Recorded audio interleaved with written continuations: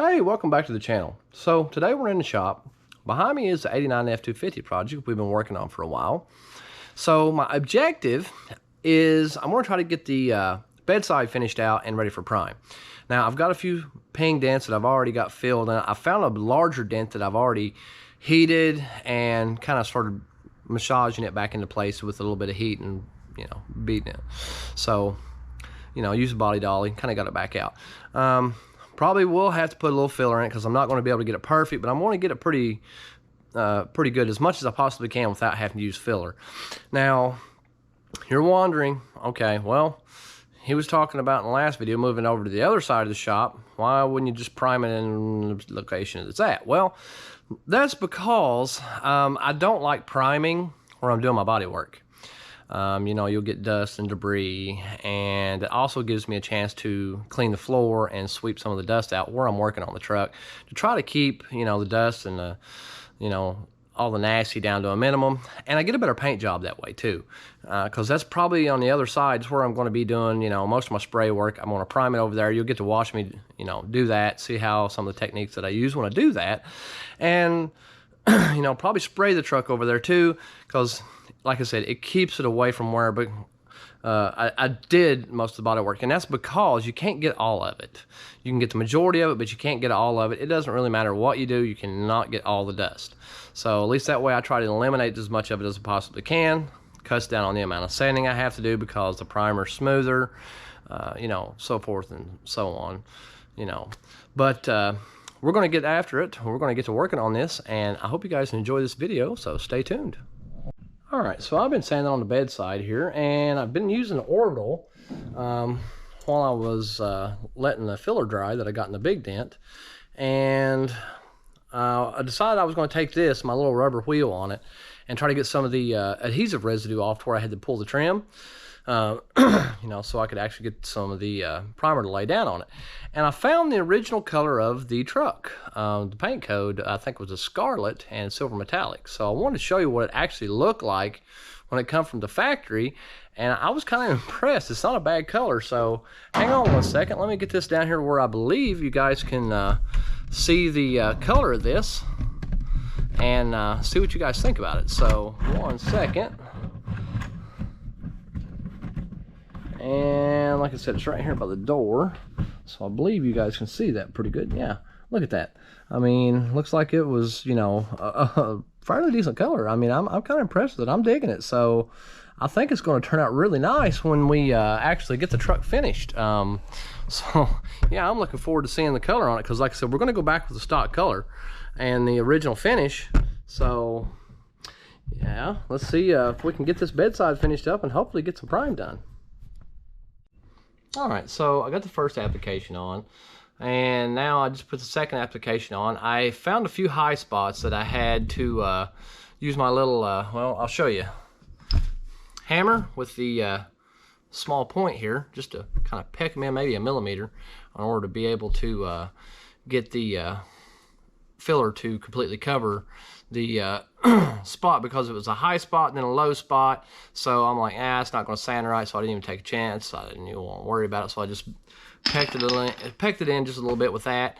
And while I was doing that, I actually found another spot up here on the truck, so I just filled it at the same time that I filled that. I think this one's going to cover with one application because I put enough on it. I should be able to sand down through, but hang on, I'll show you that real quick.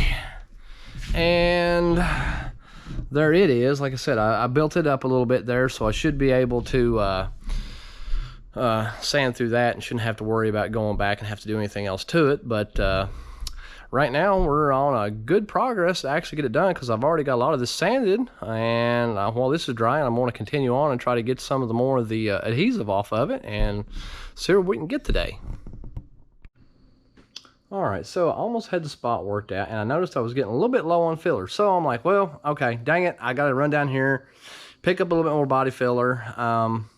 And while I was in the process, I was like, you know what, maybe I'll get a different kind this time, see if the guys want to see me do a comparison on the two fillers and see, what you guys would think about it. So what I've been using is old original Bondo, and what I picked up today was Max Fill. So now what I'm going to do is I'm going to, see which one sands better and do a little application on, you know, both on the same spot, because there's, you know, according to the instructions, they, you know, mesh together with any kind of filler, whatever. All right, cool. Well, we're going to find that out.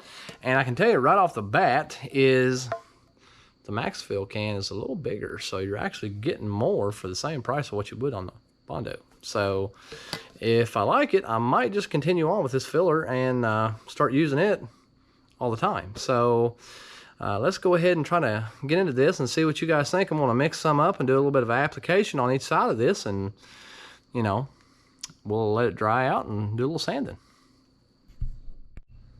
Okay, so first up we've got the old original Bondo, and let me get back here so I can show you how much I'm using for this. Just a little dab on this because there's not a lot of filler on this, and I'm really mixing out a really small little dent here. So I want to mix this up and I'm going to apply it on the truck here. And I mean, I'm already familiar with this, so I know how it's going to flow and everything, and so be fairly quick about this one. As like I said, I am familiar with this, so shouldn't take but a second here. We'll be ready to put this on. All right, now hopefully you guys can see. Let me scoot you up here a little bit. Alright, and I'll aim you down so you can see what I'm doing. Alright, so right here is a little spot, and I'm going to fill that with old original Bondo. Get this last little piece right here. We will sand that out and let it flow out, because this is the last little application I got to do on this one. And it looks pretty dang good right there. And I'll put a little bit right there, so when I go to put the other max fill on, we will be able to see a difference in the colors, I believe, because I think it's a different color. All right, so this one's good, and I will go get some of the max fill, and we'll get it on here and do the comparison. Okay, so got some out of the max fill, and right off the bat got a little surprise because it's a completely different color, and I wasn't exactly expecting that. And the hardener for it is actually blue, so I'm guessing between mixing yellow and blue it's going to make green here, so that'll be different. But I'm kind of liking it. Seems like it's really smooth. So let's mix a little bit of this up and see what happens. Alright, let's get you on here where you can see what I'm doing. I'll just start mixing it up here. Now, I did change what I'm mixing on. I didn't want to mix it on the same thing because obviously it's going to be a different color. And if I'm going to do a fair comparison of the two, I want to do a different, you know, mixing pad and all that. So like I said, I am doing it at least as fair as I can possibly get it. Looks like this does require just a little smidge more filler than what I would think, but again, it doesn't come out as much as the Bondo. So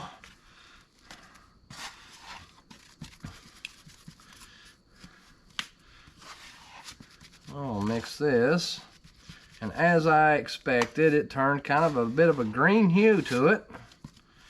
I guess that's how we know it's mixed, but it's still kind of yellowish, which I'm digging, and it's really smooth. Really seems it's really easy. It should be really easy to apply. So let's see. All right, let's go ahead and try this.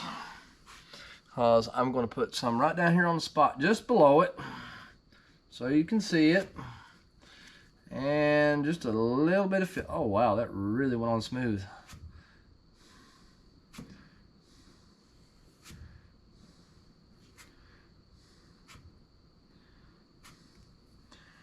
Okay, so Can need just a smidge.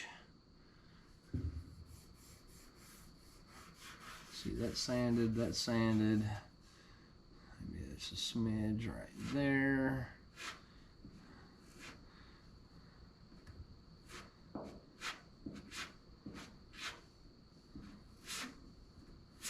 Wow, so far it's really light. It does not take much pressure to apply this, so I'm liking this so far. All right, well, there, those two are on. Let's let that dry, and we'll come back here in a second and see how it sands. All right, so both of them are dry. I'm gonna go ahead, I'm gonna sand it by hand so I can get a feel and see which one is actually softer or harder, because it claims to be, you know, very easy sanding. So I'm gonna try that out. I mean, for all appearances, it is actually really does sand easier. It's softer than the Bondo brand, and I think it might actually be a little bit more lightweight. I mean, don't get me wrong, both of them, you know, perform about the same, but wow. Let's keep on sanding this a little bit. So I want to give you an honest opinion here.